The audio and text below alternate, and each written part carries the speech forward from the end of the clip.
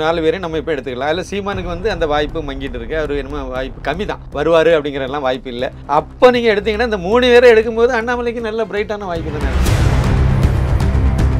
இல்லை, விரிசல் ஏற்படாதுங்கிறத நான் ஒத்துக்கிறேன். ஏற்படுது வாய்ப்பு இல்லை திமுக கூட்டணியை பொறுத்த வரைக்கும். ஆனால் கொள்கைக்கான கூட்டணின்னு நம்ம அதை எடுத்துக்க முடியாது. குறைந்தபட்சம் வந்து அதிமுக வலுவாக இருந்தால் கூட ஒரு இது ஏதாவது ஒரு இது இருந்திருக்கும். இப்போ அதுக்கு வாய்ப்பு இல்லாமல் போச்சுது. அப்படின்னா திமுக கூட்டணியிலேருந்து வெளியே போனாங்கன்னா வெளியே போகிறவங்க செல்லா காசுங்கிறது. அமித்ஷாவாக இருக்கட்டும் இல்லை மோடியாக இருக்கட்டும், இவங்களுக்கே ஒரு விசுவாசமாக இல்லை, நடந்துக்கல அவர். அதனால் கூட்டணிக்கே வாய்ப்பு இல்லை, அது வரட்டும் அப்புறம் பார்க்கலாங்கிற நிலவரை தான். அப்போ ஏன் போக மாட்டாங்க அப்படின்னா அங்கே போனால் வெற்றி வாய்ப்பு இல்லைங்கிறது தான். இன்னமும் இந்த அதிமுக 2 உடையும். எடப்பாடி பழனிசாமி அவர்கள் தலைமையிலான அதிமுக 2 உடையும். அந்த தேர்தல் நெருங்க நெருங்க அது நடக்கும், கண்டிப்பாக நடக்கும். அதனால் கண்டிப்பாக அந்த பக்கம் வாய்ப்பு இல்லை. ஆனால் பாஜக பக்கம் வாய்ப்பு நிறைய இருக்குது. தேமுதிக அடிஷனலாக போய் சேர்றதுக்கு வாய்ப்பு இருக்குது. சீமான் கூட போய் சேர்ந்தாலும் ஆச்சரியப்படுதில்லை. அண்ணாமலை தானே பாஜகவுக்கு வந்து ஒரு பெரிய ஐக்கானா இன்னைக்கு இருக்காரு. கடைசியில் இன்னும் 1 வாரம் அவரே அப்போ தான் மாநில தலைவர் ஆயிருக்காரு. அவரை போட்டு அலைகழிச்சு தேர்தலுக்கு இன்னும் 1 வாரம் இருக்கும்போது வந்து நாங்கள் தனியாக போட்டியிடுறோம், ஆனால் கூட்டணியில் இருக்கும். ஆனால் பாஜக தனியாக தான் போட்டியிடுன்னு சொல்லி நம்ப வச்சு கழுத்தறுத்த மாதிரி எடப்பாடி பண்ணி விட்டார். அவங்க ஒரு வலுவான கட்சி தானே, வலுவான கூட்டணி வேற வச்சிருக்காங்க. ஆனால் அண்ணாமலையும் பாஜகவும் தானே அவர் டெய்லி விமர்சனம் பண்ணி இப்போ அறிக்கை விட்டுட்டு இருக்காரு. இன்னைக்கு காலையில் வரைக்கும் அதை தானே பண்ணிட்டு இருக்காரு.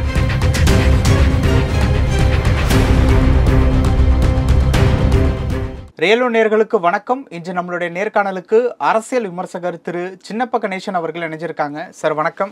வணக்கம் சார். வணக்கம் வணக்கம். ரியல் ஒன் நெஞ்சங்களுக்கு எனது பணிவான வணக்கம். இன்னைக்கு முதல்வர் ஸ்டாலின் அவர்களுக்கு பிறந்த நாள்.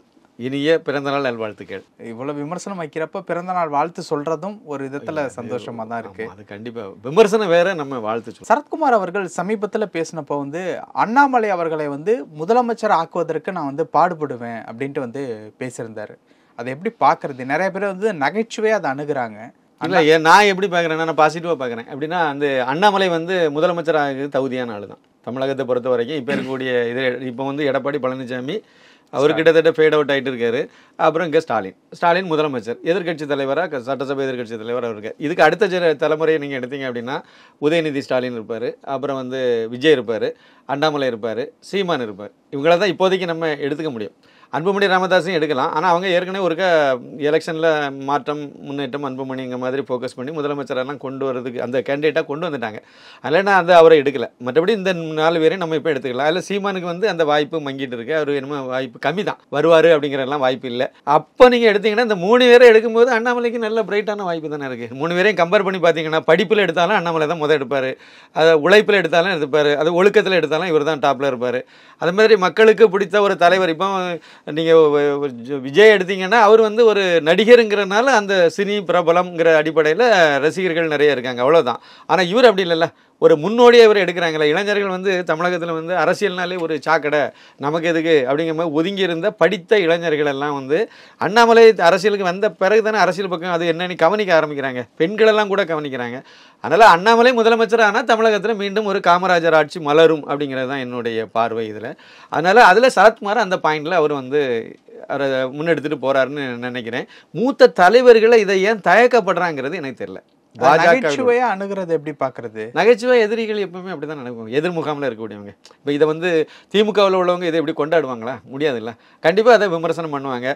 அதே மாதிரி விஜயனுடைய ஒரு தொண்டர்களும் கண்டிப்பாக அதை ஏற்றுக்க மாட்டாங்க. அவங்க கண்டிப்பாக விமர்சனம் தான் வைப்பாங்க. ஆனால் பாஜக, நான் என்னுடைய கேள்வி என்னன்னா, பாஜகவில் உள்ள அடுத்த தலைவர்கள் இருக்காங்களா, முன்னாள் தலைவர்கள், அது எல் முருகன்லேருந்து ஆரம்பித்து இவர் பொன் ராதாகிருஷ்ணனாக இருக்கட்டும், இல்லைன்னா வானதி சீனிவாசன், தமிழிசை சவுந்தரராஜன், இப்படி அந்த மூத்த தலைவர்கள் பாஜகவில் இருக்கக்கூடியவங்க எல்லாம் இதை சொல்லியிருக்கணும்னு நான் சொல்கிறேன். இதை முன்னாடியே சொல்லியிருக்கணும். அவங்க ஏன் தயக்கப்பட்டாங்கன்னு எனக்கு தெரியல.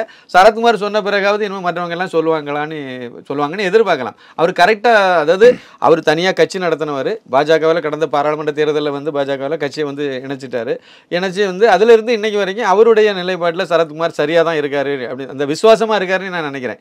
தமிழகத்தில் ஒரு ஐக்கான் வந்து பாஜக, நம்ம எல்லாத்தையும் விட்டுட்டு பேசுவோமே, அண்ணாமலை தானே பாஜகவுக்கு வந்து ஒரு பெரிய ஐக்கானாக இன்னைக்கு இருக்காரு. அதுக்கு முன்னாடி கட்சின்னு ஒரு இதே பரவலாக இல்லையே. ஏதோ கன்னியாகுமரியில் கொஞ்சம், அந்த இது கோயம்புத்தூர் ஏரியாவில் கொஞ்சம், தென்காசியில் கொஞ்சம், அப்படி தானே இருந்துச்சு கட்சி. இன்னொன்று மோடியை வந்து எதிரியாக தானே, ஒரு வில்லனாக தானே கட்டமைச்சு வச்சுருந்தாங்க. அதை உடைச்சதே இவர் தானே, அண்ணாமலை தானே உடைச்சார். அப்போ அண்ணாமலை வந்த பிறகு அண்ணாமலைக்காக பாஜகவுக்கு வந்தவங்க நிறைய. அதை நம்ம மறுக்க முடியாது. பாஜக சித்தாந்தத்துக்காக வந்து வந்தவங்களை விட வரலன்னு இல்லை, அது கம்மி. ஆனால் அண்ணாமலைக்காக பாஜகவுக்கு வந்தவங்க நிறைய பேர் வந்திருக்காங்க. அப்படி எடுக்கும்போது அவர் தான் ஒரு அந்த அண்ணாமலையால் அனுப்பி விடப்பட்டவர் இந்த அண்ணாமலைன்னு மக்கள் நம்பும்போது அதை முன்னெடுக்கிறதுல தப்பு இல்லை. அவர் சரத்குமார் அதை முன்னெடுத்திருக்காரு. கண்டிப்பாக நடக்கும்னு நான் நம்புகிறேன். ஆனால் கூட்டணி ஆட்சியாக அமையும்னு நான் எதிர்பார்க்குறேன். 2026 பொறுத்த வரைக்கும் என்னுடைய பார்வை அதை நோக்கி போகிற மாதிரி இருக்கு. ஓகே, கூட்டணி ஆட்சின்னு சொல்லியிருந்தீங்கல்ல, இப்போ ஸ்டாலின் அவர்கள் சமீபத்தில் வந்து பேசும்போது வந்து கொள்கைக்காக உருவான கூட்டணியில் எந்த விதமான விரிசலும் ஏற்படாது அப்படிங்கிற ஒரு விஷயத்த வந்து தெரியப்படுத்தியிருக்காரு. எந்த விதமான விரிசலும் ஏற்படாது அப்படிங்கிறத நம்ம ஏற்றுக்கலாமா எப்படி சார்? இல்லை, விரிசல் ஏற்படாதுங்கிறத நான் ஒத்துக்கிறேன். ஏற்படுது வாய்ப்பு இல்லை திமுக கூட்டணியை பொறுத்த வரைக்கும். ஆனால் கொள்கைக்கான கூட்டணின்னு நம்ம அதை எடுத்துக்க முடியாது. எல்லா கட்சிக்கும் தனித்தனி கொள்கை தான் இருக்குது. திமுகவினுடைய கொள்கையும் விடுதலை சிறுத்தைகள் கொள்கையும் ஒன்றுமா கிடையாது, ஒன்றே கிடையாது. அவங்க வேற இவங்க வேற கொள்கை தான் வச்சுருக்காங்க. கூட்டணிங்கிறதே ஒரு உடன்படிக்கை தான். அது தேர்தல் உடன்படிக்கை, அவ்வளோதான். தேர்தல் முடிஞ்சோடனே அது கலைஞ்சிரும். இவங்க அதை தொடர்ந்து வச்சுருக்காங்க. அது பெரிய விஷயம். 2019 பாராளுமன்ற தேர்தலிருந்து ஆரம்பித்து இன்றைக்கி வந்து 2026 சட்டமன்ற தேர்தல் வரைக்கும் வருது அப்படின்னா அது ஒரு பெரிய விஷயம்தான். கிட்டத்தட்ட பல ஆண்டுகள் அப்படி ஒரு கட்சி கூட வெளியே போகாமல் அப்படி சின்ன உதிரியை விட்டுருவோம். அப்படி எடுக்கும்போது அது கரெக்டாக இருக்குன்னு நம்ம எடுத்துக்கலாம். கூட்டணி உடையதுக்கு வாய்ப்பு இல்லை சார். அவங்களுக்கு அங்கேருந்து வெளியே போனால் இன்னொரு முகாம், இப்போ ஜெயலலிதா இருந்திருந்தாங்கன்னு வச்சுருங்க, அப்போ இங்கே வந்து வேறு மாதிரி களம் மாறி இருக்கும். இல்லைன்னா அதுக்கு உள்ள சூழ்நிலை அங்கே இல்லை. குறைந்தபட்சம் வந்து அதிமுக வலுவாக இருந்தால் கூட ஒரு ஏதாவது ஒரு இது இருந்திருக்கும். இப்போ அதுக்கு வாய்ப்பு இல்லாமல் போச்சுது. அப்படின்னா திமுக கூட்டணியிலேருந்து வெளியே போனாங்கன்னா வெளியே போகிறவங்க செல்லா காசுங்கிற என்னுடைய பார்வை தான். வெளியே போனாங்கன்னா அவங்க எங்கே தான் போவாங்க? விஜய்கிட்ட போய் பெரிய அளவில் ஏதாவது வர முடியுமா? அவங்க ஒன்றும் வாய்ப்பு இருக்காது. பாஜக பக்கம் வரப்போகிறதில்லை. அதான் அவங்க அந்த அடிப்படையில் அவங்க அந்த இதில் ஏற்றுக்க மாட்டாங்க. சரி, அப்போ வந்து அதிமுக எடப்பாடி பழனிசாமி தலைமையிலான அதிமுக பக்கம் போய் ஒன்றும் ரெட்டையில் சிம்பலே கிடைக்குதான்னு கேள்விக்குறியில் இருக்குது. அங்கே போய் ஒன்றும் ஆகாது. இப்போ அதுக்கு இங்கே இருக்கிறது நல்லது. ஏற்கனவே வாங்கின சீட்டை வாங்கி போட்டிடுறது நல்லது. அப்புறம் கொஞ்சம் பெட்டி கிடைக்கும், அதையும் வாங்கிட்டு சந்தோஷமாக காலத்தை ஓட்டுறது நல்லதுன்னு தான் நினைப்பாங்க. அதனால் வெளியே வரது வாய்ப்பு இல்லை சார். கூட்டணி உடையாது. ஓகே, மூத்த பத்திரிகையாளர்கள் சைட்லேருந்தே சொல்லப்படக்கூடிய ஒரு விஷயம் என்ன அப்படின்னா, திமுக கூட்டணி உடையாமல் யாருக்கும் வெற்றி கிடையாது அப்படிங்கிற ஒரு விஷயத்த அழுத்தமாக சொல்கிறாங்க. இந்த பக்கம் அதிமுக புதிய கூட்டணியை உருவாக்காமல் அதிமுகவுக்கு வெற்றி கிடைக்காது அப்படின்ட்டு வந்து சொல்கிறாங்க. இப்போ கூட்டணி உடையில அப்படின்னா மற்றவங்களுக்கு வெற்றி வாய்ப்பு கம்மியாக இருக்குன்னு தானே அர்த்தம்? அதாவது எதிரி ஓட்டு பிரியறதுனால திமுகவுக்கு வெற்றி வாய்ப்பு கூடுதல் அப்படிங்கிறது பொதுவான ஒரு பார்வை. ஆளுங்கட்சி கூட்டணிக்கு எதிரான ஓட்டு பிரிகிறது. எப்படி இவர் வந்து விஜய் வந்து அவர் தனியாக ஒரு கட்சி, அப்புறம் நாம் தமிழர் தனியாக ஒரு இது இருக்குது, எடப்பாடி பழனிசாமி அவர் தனியாக ஒரு இது இருக்குது, பாஜக அணி தனியாக இருக்குது. இது இன்றைய சூழ்நிலை. இன்னும் ஒரு வருஷம் எலெக்ஷனுக்கு இருக்குது. இதுக்கெல்லாம் என்ன வேணாலும் நடக்கலாம். என்னுடைய பார்வை பாஜக அணி பலப்படும். இப்போ இருக்கக்கூடிய தேமுதிக வந்து இப்போ வரக்கூடிய இந்த மேல் சபை தேர்தலோட எடப்பாடி பழனிசாமி பக்கம் இருந்து நகர்ந்துருவாங்க. அவங்க சீட்டு கொடுத்தாலும் நகர்ந்துருவாங்க, கொடுக்காட்டாலும் நகர்ந்துருவாங்க. கொடுக்கலன்னா கன்ஃபார்மாக நகர்ந்துருவாங்க. அதுதான் அங்கே உள்ள நெருக்கடியான ஒரு சூழ்நிலை. அவங்க வேணால் சொல்லலாம், நீங்கள் வந்து எங்களுக்கு 2026 சட்டமன்ற தேர்தலையும் எங்கள் கூடவே இருப்பேன்னு சொல்லி ஒரு அக்ரிமெண்ட் ஒத்துக்கணும், அப்படின்னா தான் நாங்கள் பண்ண முடியும்னு வேணால் இப்போ எடப்பாடி ஒரு டிமாண்டை வைக்கலாம், பழனிசாமி அவர்கள் வைக்கலாம். அதை வந்து பிரேமலதா அவர்கள் ஏற்றுக்கணுமே. இது வந்து முன்னாடி உள்ள 2024 பாராளுமன்ற தேர்தலுக்கான உடன்படிக்கை. அதில் நீங்கள் ஒத்துக்கிட்டது, அதை நீங்கள் தரணும்னு எதிர்பார்ப்பாங்க. ஆனால் எடப்பாடி பழனிசாமி அந்த அளவுக்கு ஒரு ஓகே நம்ம எடுக்க முடியாது, அந்த லிஸ்ட்டில் எடுக்க முடியாது. அவர் வந்து இது வரைக்கும் சொன்னது எதுவுமே செய்யலை. சசிகலாட்டேருந்து முதலமைச்சர் பதவியாக வாங்கினதாக இருக்கட்டும், இல்லை 4 வருஷம் கட்சி முதலமைச்சராக அவர் நீடித்ததுக்கு உதவி பண்ண பன்னீர்செல்வமோ இல்லைன்னா அமித்ஷாவாக இருக்கட்டும், இல்லை மோடியாக இருக்கட்டும், இவங்களுக்கே அவர் விசுவாசமாக இல்லை, நடந்துக்கல. அவர் கண்டிப்பாக இன்னும் நிறைய கதை இருக்குது. ஆனால் கண்டிப்பாக வந்து இவர் கொடுப்பாருன்னு எனக்கு தெரியல. கொடுத்தாருனாலும் அவங்க அங்கே இருப்பாங்களான்னு தெரியல. அணி மாறுறதுக்கு தான் வாய்ப்பு இருக்குது. பலவீனப்பட்டு போய் இருக்காங்க அதிமுக. எப்படி அங்கே வந்து ஆட்சி பிடிப்பாங்க? ஒரு பேச்சுக்கு நான் ஒன்று சொல்கிறேன்னே, இப்போ விஜய் வந்து எடப்பாடி கூட வந்து கூட்டணி வைக்கிறாருன்னு நீங்கள் வச்சுடுங்க. இல்லைன்னு அவங்க சொல்லிட்டாங்க. ஒருவேளை அப்படி இவர் அதுதான் எதிர்பார்த்துட்டு இருந்தார். ஒருவேளை வந்து வைக்கிறதாவே நம்ம ஒரு கற்பனையில் கூட பேசுவோமே. முதலமைச்சர் வேட்பாளர் யார்? ஜோசப் விஜய் தான் முதலமைச்சர்னு இவர் ஒத்துக்க போகிறாரா? இல்லை எடப்பாடி பழனிசாமி அவர்கள் தான் முதலமைச்சர் வேட்பாளர்னு இவங்க சொல்ல போகிறாங்களா? இல்லைனா நாங்கள் 2 பேருமே இப்போ அறிவிக்க மாட்டோம், தேர்தலுக்கு பிறகு தான் நாங்கள் வந்து முதலமைச்சர் வேட்பாளர் நாங்கள் சொல்லுவோம், இந்த முதலமைச்சர் யாருங்கிற முடிவு பண்ணுவோம், அப்படி ஒரு வார்த்தையை சொன்னால் கூட அப்போவே அதிமுக முடிஞ்சு போச்சுல. இப்போ இருக்கக்கூடிய இதில் அதிமுக சரி, அதையும் நம்ம அந்த மாதிரி பாசிட்டிவாகவே யோசிப்போமே. அப்படி இருந்தால் கூட யார் எவ்வளோ தொகுதியில் போட்டியிடுவாங்க? அதிகமான தொகுதியில் எடப்பாடி தலைமையிலான அணி போட்டியிட போகுதா, இல்லைனா இவர் விஜய் தலைமையிலான அந்த வெற்றி கழகம் வந்து அதிகமான இடங்களில் போட்டியிடுமா? அந்த ஒரு கேள்வி வருதில்ல. அதனால் கூட்டணிக்கே வாய்ப்பு இல்லை, அது வரட்டும் அப்புறம் பார்க்கலாங்கிற நிலவரை தான். அப்போ ஏன் போக மாட்டாங்க அப்படின்னா, அங்கே போனால் வெற்றி வாய்ப்பு இல்லைங்கிறது தான். மக்களால் விஜய்க்கு இருக்கக்கூடிய செல்வாக்கு கூட எடப்பாடி பழனிசாமிக்கு இல்லை. நம்ம இதை ஏற்றுக்கணும். இவர் ப்ரூவ் பண்ணலை. உண்மைதான். ஆனால் அவரும் ப்ரூவ் பண்ணல. 11 தேர்தலில் தோல்வி தான் அடைஞ்சிருக்காரு அவருக்கு தலைமையில். இன்னொன்று ஓட்டு சதவீதம் 10% கீழே இறங்கி நிற்கிது. இப்போ 20% அதிமுக ஓட்டு வங்கி வந்து சரிஞ்சு போய் நிற்கிது. இன்னும் வரக்கூடிய தேர்தலில் இன்னும் அது 12 வருதா 10 வருதுன்னு தெரியல. என்ன நம்பிக்கையில் போவாங்க? அரசியல் கொஞ்சம் யோசிக்க தானே செய்வாங்க. யாராக இருந்தாலும், விஜயா இருந்தாலும் அவருக்கு கூட இருக்கக்கூடியவங்க சொல்ல தானே செய்வாங்க. இவரை நம்பி போனால் முன்னாடி வந்து விஜயகாந்தை நம்பி எப்படி திருமாவளவனும் 2 கம்யூனிஸ்ட் கட்சிகளும் போய் ஒரு இதை ஆரம்பிச்சு, இல்லைன்னா இவங்களை நம்பி விஜயகாந்த் எப்படி தனியாக ஒரு இது அணி அமைக்க ஒத்துக்கிட்டு ஆரம்பிச்சு கடைசி அன்னை உள்ள சரிவு இன்னைக்கு வரைக்கும் மீள முடியல. தேமுதிக அதோட அழிஞ்ச மாதிரி ஆகிப்போச்சுல. 11.5% ஓட்டு வச்சிருந்த ஒரு கட்சி சட்டசபையில் எதிர்கட்சியாக இருந்தது. திமுகவே எதிர்கட்சி வரிசையில் இல்லை. அந்த மாதிரி இருந்த கட்சி இன்னைக்கு வரைக்கும் மீள முடியாமல் இருக்குல்ல. அதை மாதிரி தானே பழையபடியும் ஒரு இது வரும். அப்போ இவங்க அணி வெற்றி பெறும், எடப்பாடி பழனிசாமி தலைமையில் அதிமுக மறுபடியும் ஆட்சி அமைக்குங்கிறது இன்றைய சூழ்நிலையில் வாய்ப்பே இல்லை. இவங்க என்ன, ஆனால் ஒரு வாய்ப்பு இருக்குது. அதுக்கு எடப்பாடி ஒத்துக்கணும். கட்சியை பலப்படுத்தணும். டிடிவி தினகரனை உள்ளே கொண்டு வரணும், சசிகலா அந்த அம்மா உள்ளே கொண்டு வரணும், ஓ பன்னீர்செல்வத்தை கொண்டு வரணும். அப்போ கட்சி பலப்படும். அப்போ இப்போ நீங்கள் கூட்டணி பேசுங்க, பேரம் படியும், கரெக்டாக இருக்கும். பாஜக கூட நீங்கள் கூட்டணி வைக்கலாம், அந்த கூட்டணியிலே நீங்கள் இருக்கலாம். நீங்கள் தான் பெரிய கட்சின்னு சொல்லலாம், அதிகமான இடத்துல போட்டியிடலாம், எல்லாத்துக்கும் வாய்ப்பு இருக்குது. ஆனால் அதுக்கு எடப்பாடி பழனிசாமி கீழே இறங்கி வரணும்ல. அதுக்கு வாய்ப்பு இது வரைக்கும் இல்லைல்ல. அப்போ நீங்கள் சொல்கிறதபடி பார்க்கும்போது வந்து பாஜக வந்து ஒரு மிகப்பெரிய ஒரு வியூகம் அமைக்க போகிறாங்க அப்படிங்கிற மாதிரி தான். அதை தான் நான் சொல்ல வரேன். அவங்க வந்து ஒரு வியூகம் அமைப்பாங்க. வெளிப்படையாக நான் பேசுகிறேன் சார், என்னுடைய கருத்து தான் இது. நம்ம வந்து ஒன்றும் பிஜேபியில் உள்ள நிர்வாகியும் கிடையாது, ஒன்றும் கிடையாதுன்னா அதில் பிஜேபிக்காக நான் பேசுகிறேன் அப்படின்னு எடுக்க வேண்டாம். என்னுடைய தனிப்பட்ட கருத்து இது அப்படி நீங்கள் எடுத்துக்கிடுங்க. இன்னமும் இந்த அதிமுக 2 உடையும். எடப்பாடி பழனிசாமி அவர்கள் தலைமையிலான அதிமுக 2 உடையும். அந்த தேர்தல் நெருங்க அது நடக்கும், கண்டிப்பாக நடக்கும். அங்கே உள்ளே இருக்கவங்களே புகஞ்சிக்கிட்டு தான் இருக்காங்க. அதில் ஒரு சின்ன வெளிப்பாடு தான் செங்கோட்டைன்னு இப்போ வெளிப்படுத்தினது. அது லைட்டாக தான் வெடிச்சிருக்கு. அது வந்து கண்டிப்பாக உடையும். அந்த கட்சி 2 உடையும் போது அமித்ஷா உடைச்சிட்டாருன்னு வெளியே சொல்லுவாங்க. அது வழக்கமாக அதனால் பழைய தூக்கி அந்த பக்கம் போடுவார். அதை வேணால் சொல்லுவாங்க. உடையிற இன்னொரு அணி எங்கே போகணும்னு நினைக்கிறீங்க? அப்படியே ஓபிஎஸ் பக்கமாக போய் நிற்கும். இவங்க கட்சி ஒரு 21 எம்எல்ஏ தனியாக போயிட்டாங்கனால சின்ன அங்கேயே முடிஞ்சு போச்சு கதை. வரக்கூடிய சட்டமன்ற தேர்தலுக்கு அந்த ரெட்டை இலை சின்னம் கிடைக்கும். இப்போவும் கிடைக்காது. இப்போவும் அது வந்து தேர்தல் கமிஷனுக்கு முடிவுக்குன்னு விட்டுட்டாங்க.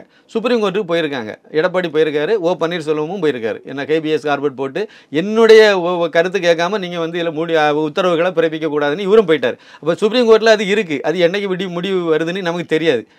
வந்தால் கூட அது வந்து தேர்தல் கமிஷனுக்கு எதிராக வர்றதுக்கு வாய்ப்பு இல்லை. அப்போ தேர்தல் கமிஷன் எப்போ முடிவு பண்ணுவாங்க? எலெக்ஷன் நேரத்தில் தான் முடிவு பண்ணுவாங்க.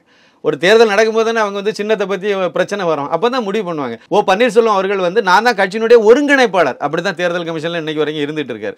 அதை வச்சு அவர் சொல்லுவார். அவர் பொதுச் செயலாளருங்கிறாரு. அந்த இதே செல்லாதுன்னு தானே அவர் சொல்கிறார். அதனால தானே அதை தானே கிளைம் பண்ணுறாரு அவர். அதனால் அவருக்கு கையெழுத்து வாங்கி தான் ஈரோடு கிழக்கு சட்டமன்ற தொகுதியில் இதுக்கு முந்தின தேர்தலில் போட்டிட்டு தான் ரெட்டை இலை சின்னத்தை அப்படி தான் வாங்கி போட்டிட்டாங்க. இப்போ தேர்தல் கமிஷனுக்கு வந்து இந்த கோர்ட்டில் அந்த கேஸ் இருந்தனால அவங்க விட்டுட்டாங்க. இப்போ கேஸ் வந்து தேர்தல் கமிஷனுக்கு சாதகமாக சொல்லிவிட்டாங்க. இப்போ தேர்தல் கமிஷன் முடிவு எடுக்கணும். இவரும் கிளைம் பண்ணுவார், அவரும் கிளைம் பண்ணுவார். முடிஞ்சு போச்சு. கட்சி 2 உடஞ்சிட்டுனா வேறு வாய்ப்பே இல்லை. அப்போ ஈஸியாக அது முடிஞ்சு போயிடும். பழைய ஜெயலலிதா அணி ஜானகி அணிங்கிற மாதிரி எம்ஜிஆர் மறைவுக்கு பிறகு நடந்த மாதிரி ஆயிடும். எது எப்படி இருந்தாலும் அது பலவீனப்பட்டு போயிட்டே இருக்குது. அதனால் கண்டிப்பாக அந்த பக்கம் வாய்ப்பு இல்லை. ஆனால் பாஜக பக்கம் வாய்ப்பு நிறைய இருக்குது. தேமுதிக அடிஷ்னலாக போய் சேர்றதுக்கு வாய்ப்பு இருக்குது. சீமான் கூட போய் சேர்ந்தாலும் ஆச்சரியப்படுக்கல. அவர் அந்த அளவுக்கு அவரை அடித்து சப்ரஸ் பண்ணிகிட்டே போகிறாங்க. இப்போ ஏடிஎம்கேல யாராவது டெல்லி பயணமோ இல்லை அமித்ஷா அவர்களையோ மோடி அவர்களையோ வரும் நாட்களில் பார்ப்பதற்கு வாய்ப்பு இருக்கா? ஆனால் இல்லைன்னு நான் மறுக்கலை. கொங்கு மண்டலத்திலிருந்து சில மூத்த தலைவர்கள் வந்து, ஆனால் எடப்பாடி பழனிசாமி அவர்களுடைய ரெப்ரசன்டேட்டிவாக போகிறதுக்கு வாய்ப்பு இருக்குமே தெரியல. ஒரு சின்ன ஈகோ இருக்குது உள்ள. எடப்பாடி பழனிசாமி அவர்களுக்கும் நம்ம பாஜகவினுடைய தலைவர் திரு அண்ணாமலை ஐபிஎஸ்க்கு இடையிலுமே வந்து ஒரு சின்ன ஈகோ வந்து முன்னாடியே கிளாஸ் ஆகி போச்சு. அண்ணாமலை ஐபிஎஸ் இறங்கி போனால தான் இறங்கி தான் போனார். உள்ளாட்சி தேர்தல் சமயத்தில் ஆரம்பித்தது அது. அங்கே தான் தொடக்க புள்ளி. உள்ளாட்சி தேர்தல் நடக்கும்போது, அதாவது நகர்ப்புற உள்ளாட்சி தேர்தல் நடந்தபோது இவங்க வந்து கூட்டணிக்கு பேரமேந்தது வாங்கன்னு கூப்பிட்டுட்டு பேசிக்கிட்டு ஒரு நக்கல் நையாண்டி பண்ணியே விட்டுட்டாங்க. அன்றைக்கி அவரை அண்ணாமலையை சீண்டி விட்டது அப்போ தான். நக்கல் பண்ணி உங்களுக்கு வேட்பாளர் இருக்காங்களா, நிறுத்ததுக்கு எல்லா இடமும் ஆள் இருக்காங்களா இப்படின்னா கிண்டல் பண்ணி கடைசியில் என்ன ஒரு வாரம் அவரே அப்போ தான் மாநில தலைவர் ஆயிருக்காரு. அவரை போட்டு அலைகழிச்சு தேர்தலுக்கு இன்னும் ஒரு வாரம் இருக்கும்போது வந்து ரொம்ப இழுத்துட்டு போனோன்னா அவர் கமலாலயத்தில் வந்து ப்ரெஸ்ஸை கூப்பிட்டு நாங்கள் தனியாக போட்டியிடுறோம், ஆனால் கூட்டணியில் இருக்கும், ஆனால் பாஜக தனியாக தான் போட்டியிடுன்னு சொல்லி 45% இடங்களில் தான் வந்து ஆள் நிப்பாட்டவே முடிஞ்சுது. டைம் இல்லை, வேட்பாளரை தேர்வு செய்து போடக்கூடிய அளவுக்கு இல்லை. அந்த இடத்துல அவர் 3வது இடத்துக்கு கொண்டு வந்து காணிச்சு விட்டார். அன்னைக்கு ஆரம்பித்தது இது. நம்ப வச்சு கழுத்தறுத்த மாதிரி எடப்பாடி பண்ணிவிட்டார். இன்னொன்று என்ன பண்ணாருன்னா, ஈரோடு கிழக்கு சட்டமன்ற தொகுதியில் இடைத்தேர்தலின் போது ஓ பன்னீர்செல்வம் வேட்பாளர் நிப்பாட்டி விட்டார். அவரும் அந்த ட்ராக்கில் வந்துட்டார். டிடிவி தினகரனை வேட்பாளர் நிப்பாட்டிட்டார். இப்போ சின்னம் வந்து இவர் எடப்பாடி பழனிசாமிக்கு ரெட்டை இலை கிடைக்காது. இவர் ஓ பன்னீர்செல்வம் கையெழுத்து போட்டால் தான் கிடைக்கும். அன்னைக்கு இருந்த சூழ்நிலை இதெல்லாம் தேர்தல் கமிஷன் கொடுக்காது. உடனே ஒரு அண்ணாமலை ஐபிஎஸ் கிட்ட வந்து எடப்பாடி பழனிசாமி சொல்லி அவரை வந்து தேர்தல் இந்த எலெக்ஷன் முடிஞ்ச உடனே நம்ம எல்லாம் பழையபடி எல்லாம் ஒன்று சேர்ந்து ஒன்று சேர்க்கறதுல தான் அண்ணாமலை உறுதியாக இருந்தார். அதிமுகவை ஒருங்கிணைக்கிறதுல எல்லாரும் ஒன்று சேர்ந்து ஒன்றா இருக்கணும், அப்போ தான் அது பலமாக இருக்குங்கிற நோக்கத்தில் தான். மோடிக்கும் அதான் ஐடியா, அமித்ஷாவுக்கும் அதான் எண்ணம், இதுதான் இவருக்கும் அதான் எண்ணம். இதை தான் அவர் நோக்கி போனார். அவர் எல்லாம் ஆட்டு ஓட்டுன்னு எல்லாம் சொல்லிவிட்டு அந்த தேர்தல் முடிஞ்ச உடனே அதை அப்படியே அசட்டை பண்ணி விட்டார் அப்படி எடப்பாடி. அந்த இதில் இருந்தே இவருக்கு இது வந்துட்டு அப்புறம் இன்னொரு காரணம் வந்து அவங்க அப்போவே 2024 பாராளுமன்ற தேர்தலுக்கு வந்து பிரதமர் வந்து மோடி தாங்கிறத நாங்கள் ஏற்றுக்கிட்டு நாங்கள் பிரச்சாரம் பண்ண தயாராக இருக்கோம். 2026 சட்டமன்ற தேர்தலில் எடப்பாடி பழனிசாமி தான் முதலமைச்சருங்கிறத நீங்கள் ஒத்துக்கணும்னு சொன்னார். அண்ணாமலை சொன்னார், எங்கள் கட்சி ஆட்சி கொண்டு வருதுன்னு நான் வந்திருக்கேன், வேற யாரையோ முதலமைச்சர் ஆக்கிக்க நான் வந்திருக்கேன்னு சொல்லி பிஜேபி நிர்வாகிகள் மட்டத்தில் நடந்த அமைஞ்சுக்கரையில் நடந்த அந்த மீட்டிங்கில் வந்து உள்ளாலே அது பேசி அது உள்ளாலே ஒரு சலசலப்பெல்லாம் வந்துச்சு அந்த நேரத்தில். அப்போவே இது உருவாயிட்டு. இப்போவும் அண்ணாமலை கீழே இறங்கி போகக்கூடிய ஆளு தான், அதில் ஒன்றும் பிரச்சனை இல்லை. அவர் பல இடங்களில் இறங்கி தான் போகிறாரு. எடப்பாடி பழனிசாமி கீழே இறங்கி வரணுமே, அதனால வாய்ப்பு இல்லை. அதனால அதிமுக அப்போ அண்ணாமலை தலைமையிலான அணி தான் வந்து திமுக அணிக்கு மாற்று அணியாக வர்றதுக்கு வாய்ப்பு இருக்குது. இன்றைக்கி அரசியல் அப்படி தான் நடக்குது. ஓகே, அதிமுக சீன்லேயே இல்லாமலாம் இருக்குது. இடையில கொஞ்சம் விஜய் ஓடிட்டு வந்துட்டு இருக்காரு ஒழிய, மற்றபடி மெயின் இதை பாருங்க, முதலமைச்சர் சார் அவங்க ஒரு வலுவான கட்சி தானே, வலுவான கூட்டணி வேற வச்சிருக்காங்க. ஆனால் அண்ணாமலையும் பாஜகவும் தானே அவர் டெய்லி விமர்சனம் பண்ணி இப்போ அறிக்கை விட்டுட்டு இருக்காரு. இன்னைக்கு காலையில் வரைக்கும் அதை தானே பண்ணிட்டு இருக்காரு. அதனால் வந்து அவங்களுக்கு தான் வாய்ப்பு. ஆனால் இவங்க வந்து அதனால் வெற்றி பெறுவாங்கங்கிறது ஒரு மாய தோட்டம் தான். ஏன் மாய தோட்டம்னு நான் சொல்கிறேன் அப்படின்னா, அந்த அளவுக்கு எதிர்ப்பை சம்பாதிச்சுட்டே போகிறாங்க.